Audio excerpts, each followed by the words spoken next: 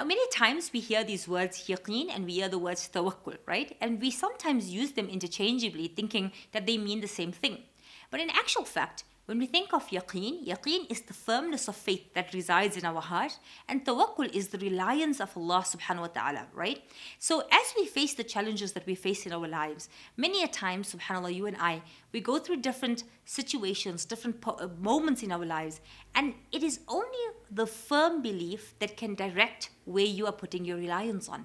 And so Allah subhanahu wa ta'ala in the Quran, He actually describes to you who He is. And He says that place your tawakkul ala al-hayy alladhi la yamutu, on such an Allah who is ever living, that never ever dies.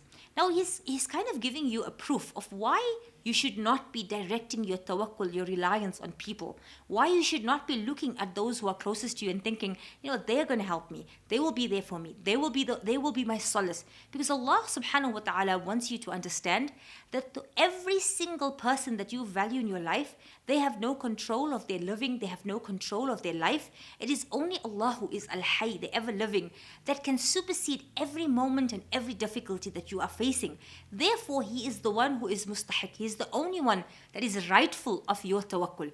That is the only perfect place for you to take your challenges and your difficulty and your worries and say, I will take this away from people and I will hand it over to Allah subhanahu wa ta'ala. So Allah subhanahu wa ta'ala, when He speaks about tawakkul in the Quran, He describes it in different ways. The first way that He tells us and He directs us is to put it on Al-Hayy, the ever-living.